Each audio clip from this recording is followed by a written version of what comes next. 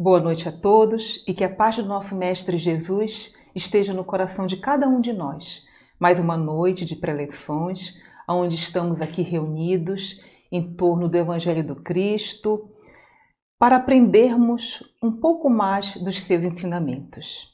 E para isso, vamos nos preparar para ouvirmos a preleção com uma prece.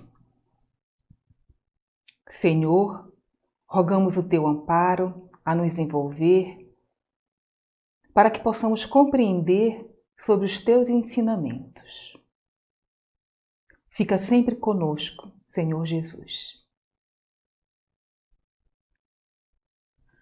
Boa noite a todos, que a paz do Mestre Jesus envolva nossos corações. É com grande alegria que nós nos reunimos aqui em pensamento, em sentimentos, para refletirmos um pouquinho mais sobre os ensinos do nosso Divino Mestre Jesus. E hoje nós iremos iniciar os estudos do capítulo 8 do Evangelho segundo o Espiritismo. Bem-aventurados os puros de coração, onde Kardec faz referência ao Evangelho de Mateus, capítulo 5, versículo 8, no Novo Testamento, que nos diz: bem-aventurados os puros de coração, porque verão a Deus. E quando nós lemos as bem-aventuranças ensinadas por Jesus, percebemos ali o roteiro seguro que o Mestre nos deixou para alcançarmos a felicidade, compreendendo que o caminho que necessitamos percorrer na nossa jornada evolutiva, onde nós vamos subindo degrau por degrau, evoluindo, conquistando virtudes, até atingir a perfeição, a felicidade, que é a meta que o Pai nos coloca. E em cada bem-aventurança, Jesus nos ensina uma nova virtude, como também nos ensina a importância de desenvolvê-la em nossos corações, construindo assim a nossa felicidade. Em cada virtude contida nas bem-aventuranças, quando conquistada verdadeiramente, tem uma consequência, um resultado que nos faz bem, nos deixa feliz o coração. E nesta bem-aventurança, Jesus nos convida a desenvolvermos uma das mais altas virtudes que podemos alcançar nessa caminhada terrena, que é a pureza de coração para ver Deus. E para isso, ele nos chama a nos conhecermos melhor, num trabalho íntimo de conscientização, um trabalho de coração, de sentimentos, para nos purificarmos, nos levando a compreender que quanto mais evoluirmos moralmente, espiritualmente, mais iremos crescer no amor, na caridade, na fraternidade para com nossos irmãos. E como resultado, seremos os bem-aventurados, os felizes que Jesus nos convida a ser, os puros de coração.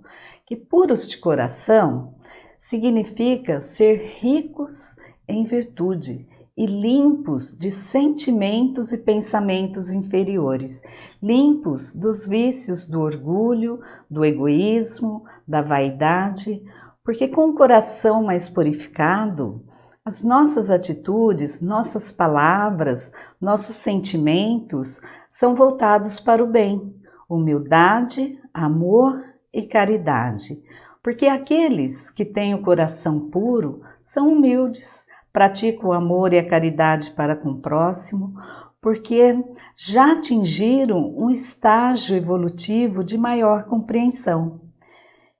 Porque verão a Deus. Ver a Deus significa perceber o Criador em todos os aspectos de sua obra, a partir de nós mesmos. Todos nós estamos em evolução. E é natural que à medida que vamos nos aperfeiçoando, vai se ampliando a visão que temos de Deus, do nosso Pai Criador.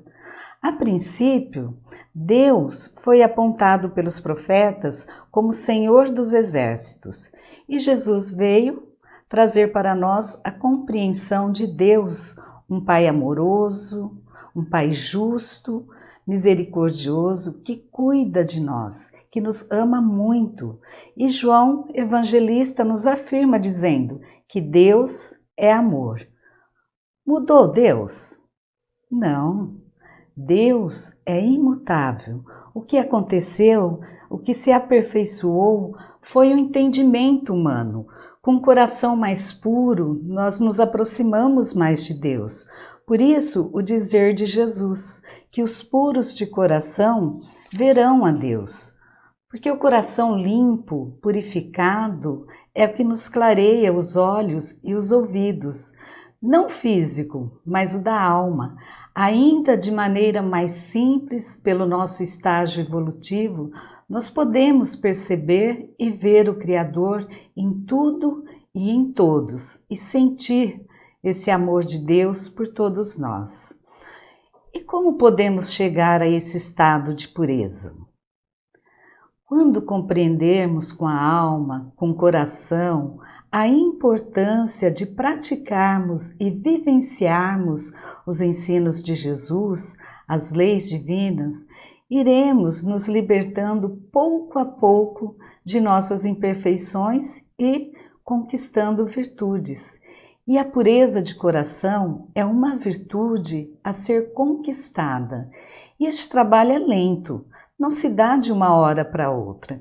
Exige de nós um esforço diário de autoconhecimento, onde nós vamos percebendo ali o que nós necessitamos mudar em nós, nos reeducando, no sentido de mantermos bons pensamentos, bons sentimentos, praticarmos boas ações, sempre com trabalho voltado para o bem, seguindo os ensinos de Jesus, que é o que nos leva a estarmos mais atentos, vigilantes, identificando ali a menor raiz do orgulho e do egoísmo que nos impeça de purificar os nossos corações e de sermos mais humildes, mais amorosos, mais caridosos conosco e para com os nossos semelhantes também.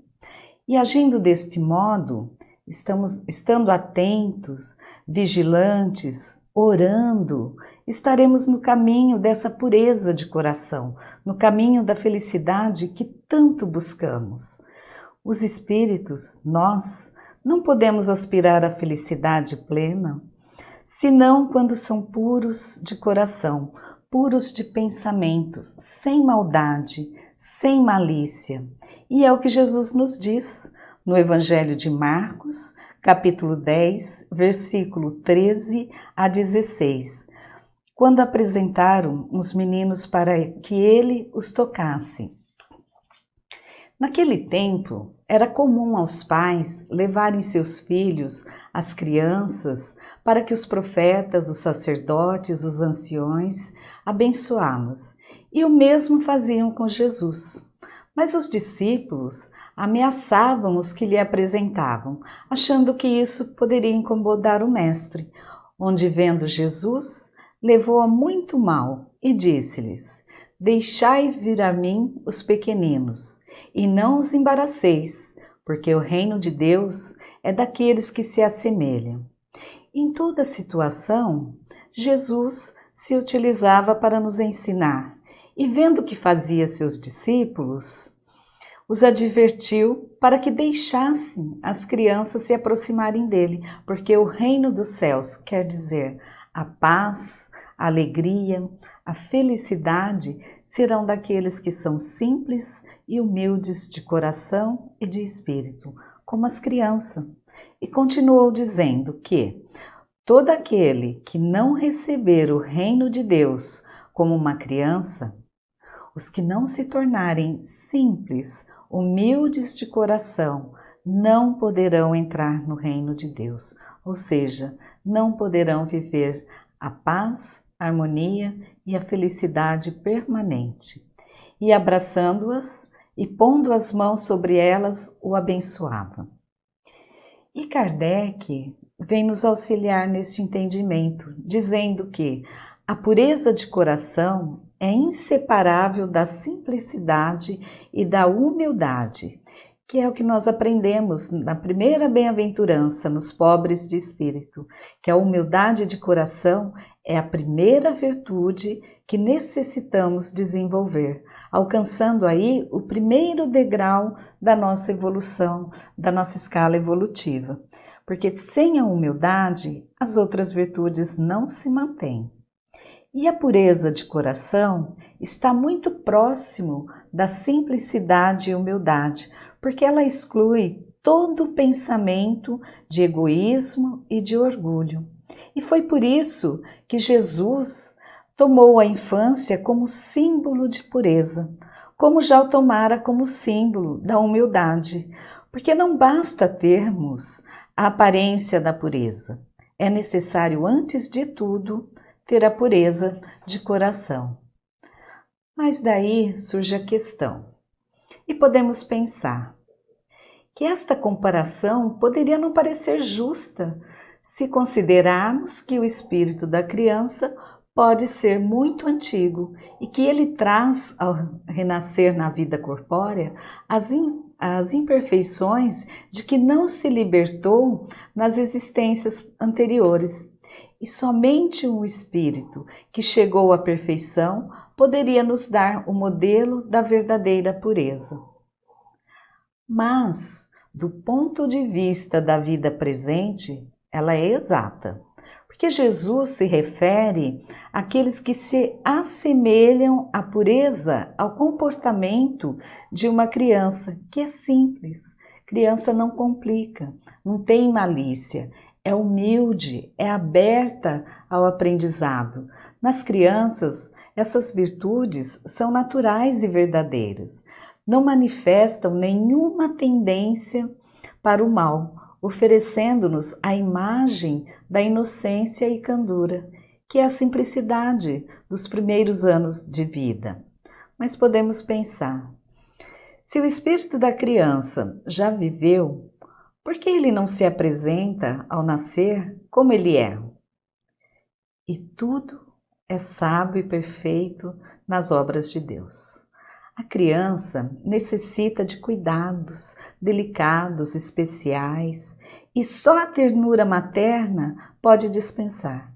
E essa ternura aumenta diante da fragilidade corporal e ingenuidade da criança. Porque para a mãe, o filho é sempre um anjo. E é necessário, é importante que seja assim mesmo, para cativar o carinho e o cuidado dessa mãe. Porque a mãe não poderia ter a mesma abnegação se, em vez da graça ingênua do filho, encontrasse nos traços infantis desse filho um caráter viril, as ideias de um adulto, e muito menos ainda se conhecesse o seu passado. E a doutrina espírita nos esclarece o mecanismo da renovação do ser. Quando, aproximando o momento da reencarnação, o espírito perde, pouco a pouco, a consciência de si mesmo, permanecendo ali durante um certo período numa espécie de sono, com todas as suas faculdades em estado latente. E esse estado transitório é necessário para que o espírito tenha um novo ponto de partida, um recomeço, e por isso o faz esquecer na sua nova existência terrena tudo o que pudesse lhe atrapalhar. Nós chegamos aqui, podemos dizer, como uma folha em branco. E a partir do nascimento, suas ideias retornam gradualmente, pouco a pouco, acompanhando ali o seu crescimento do corpo. Podemos assim entender que nos primeiros anos de vida, o espírito é realmente criança, pois as ideias que formam ali o seu caráter estão ainda adormecidas.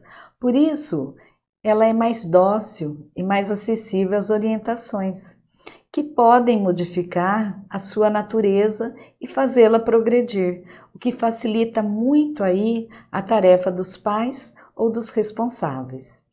Porque na fase infantil, a ciência coloca como a época mais influenciável para a sua formação moral e intelectual.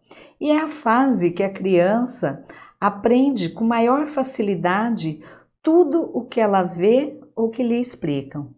Este é um momento importante da orientação e exemplo dos pais ou dos responsáveis para com seus filhos. Porque tudo o que a criança vê o adulto fazer, ela quer fazer igual. É o exemplo da vivência que damos. E é a fase da renovação, um recomeço educativo na formação do caráter daquele espírito para o seu progresso intelectual, moral e espiritual. Depois da fase infantil, começa a adolescência, onde começamos a sermos nós mesmos, onde vamos abrindo ali a bagagem que trouxemos de nossas experiências vividas, as influências positivas e negativas, onde nós precisamos continuar a aprimorar uma e eliminar as outras para o nosso bem e felicidade. Na adolescência, a personalidade começa a despertar. E neste momento é muito importante o que aprendemos com os pais, com os responsáveis que nos ensinou ali com amor, para que possamos saber escolher o melhor caminho que nos leva a Deus. Percebemos então aí a sabedoria de Jesus, que tinha razão quando tomou a criança como símbolo da simplicidade, humildade e pureza, porque a infância simboliza a pureza de coração. E João, o evangelista, nos traz neste capítulo uma mensagem com preciosas orientações que irá nos auxiliar a compreender melhor, num sentido mais profundo das palavras de Jesus, quando nos diz: deixai vir a mim os pequeninos. Ele nos esclarece que por essas palavras tão profundas, na sua simplicidade, não fazem apenas apelo às crianças, mas também a todas as almas infelizes que ainda gravitam nas esferas inferiores, onde não se conhece ali a esperança e nem a fé. E Jesus se dirigiu amorosamente com essas palavras aos mais necessitados de auxílio, aos fracos, aos escravizados e viciados de todas as idades, chamando para si ali a infância intelectual do adulto, porque ele nada podia ensinar à infância física, que não podia compreendê-lo ainda. Então, quando Jesus diz: deixai vir a mim as criancinhas, é um convite que o Mestre nos faz para que nós aceitemos os seus ensinos, nos entreguemos a Ele com a mesma confiança de uma criança indefesa, pequenos seres de passos vacilantes, cujo apelo conquistaria o coração das mulheres, que são todas mães. Jesus usa a criança como modelo para que seus ensinamentos possam ser bem mais compreendidos, aproveitando aí as situações naturais, falando pouco, mas com muito significado.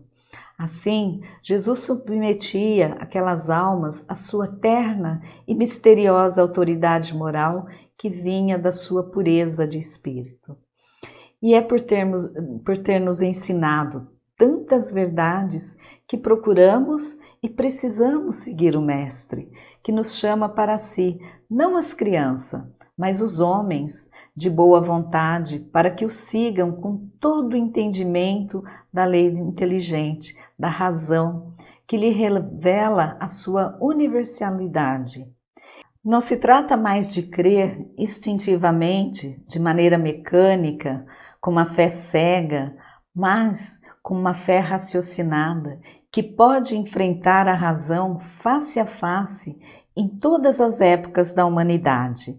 Meus bens amados, eis chegados tempos em que os erros explicados se transformam em verdades. Nós vos ensinaremos o verdadeiro sentido das parábolas. nós vos mostraremos a correlação poderosa que liga o que foi e o que é. Compreendemos então aqui que os benfeitores espirituais, os espíritos de luz, que trouxeram a revelação da doutrina espírita codificada por Kardec e que continuam nos dias de hoje sob a orientação de Jesus, ensinando-nos sempre mais de acordo com o entendimento intelectual e moral. Então, quanto mais nós estudamos o Evangelho, trazendo seu ensino para o nosso dia a dia, nós iremos purificando o nosso coração, enxergando melhor, enxergando mais. E ele continua: eu vos digo em verdade, a manifestação espírita se eleva no horizonte, e eis aqui seu enviado, que vai resplandecer como o sol sobre o cume dos montes, iluminando a jornada evolutiva, tornando os ensinos do Mestre cada vez mais atualizados e necessários e possíveis de serem vivenciados por toda a humanidade, por todos nós, que é a lei do amor. E ainda, nesta lição do Evangelho de hoje, um amigo espiritual que se denomina um espírito protetor, com a mesma ideia de João Evangelista, nos auxilia a compreendermos o chamado, este convite do Mestre, a quem Jesus se referia quando diz: deixai vir a mim os pequeninos, que somos todos nós, pois tenho alimento que fortifica os fracos. Deixai vir a mim os ignorantes para que eu os ilumine. Deixai vir a mim todos os sofredores, a multidão de aflitos e infelizes, que lhes darei o grande remédio para os males da vida. Um bálsamo poderoso, que se aplica em todas as chagas do coração e as cura. E este remédio é o amor, é a caridade. E se tiveres esse fogo divino, o que tereis a temer? Então aqui ele nos fala que quem se esforça para desenvolver esse amor divino, nada tem a temer, porque o amor é um sentimento que fortalece, que ilumina, que nos ampara nas dificuldades de nossa caminhada, seja quais forem, a confiança em Deus, e diremos: meu Pai, que se faça a tua vontade e não a minha. Se tiveres amor, tende tudo o que pode se desejar na terra, pois tereis a pérola sublime, o tesouro que nem a traça nem a ferrugem os devoram, e vereis desaparecer insensivelmente de vossa alma tudo o que lhe possa manchar a pureza do coração. Que a pureza de coração é a manifestação da essência divina em nós, é o amor que purifica a alma, porque quem ama é capaz de ver pureza, de ver beleza no mais íntimo de seus semelhantes, e é com esta compreensão que continuaremos firmes na vontade de nos melhorarmos, de nos libertarmos de todos os sentimentos inferiores, as impurezas do orgulho, do egoísmo e vaidade, que são sentimentos que mancham a alma, e nos assemelharmos assim a uma criança humilde, simples, com sentimentos puros, crescendo em amor, subindo aí degrau por degrau na nossa jornada evolutiva, até alcançarmos a perfeição, a felicidade, e só assim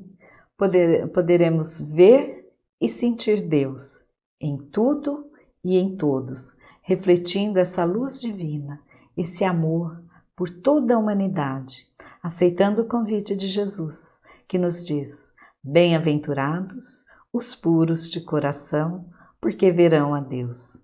E que Jesus nos abençoe e que possamos alcançar esta pureza, essa singeleza de coração. Muita paz a todos.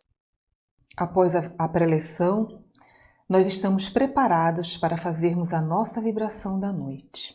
E para isso, elevando o nosso pensamento a Deus, nosso Pai, vamos sentindo todo o seu amor a nos envolver, a nos fortalecer, a nos dar bom ânimo, coragem. E desta forma, vamos direcionar agora os nossos pensamentos, primeiramente para os nossos familiares.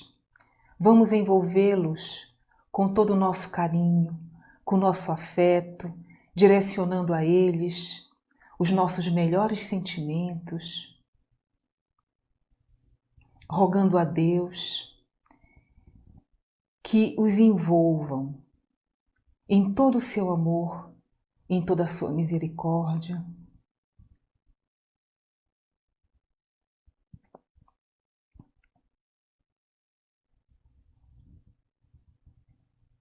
E agora cada um de nós temos alguém que sabemos que não está bem e que precisam das nossas vibrações. Vamos direcionar a eles também o que nós temos de melhor, todo o nosso amor, toda a nossa compreensão, as nossas melhores energias, a envolvê-los para que possam se sentir fortalecidos, rogando ao Pai que possa envolvê-los em todo o seu amor e na sua misericórdia.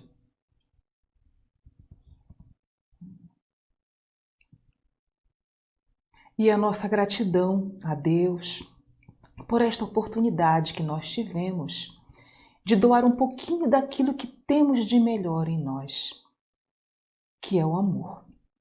A todos uma boa noite e que a paz de nosso Mestre Jesus esteja no coração de cada um de nós.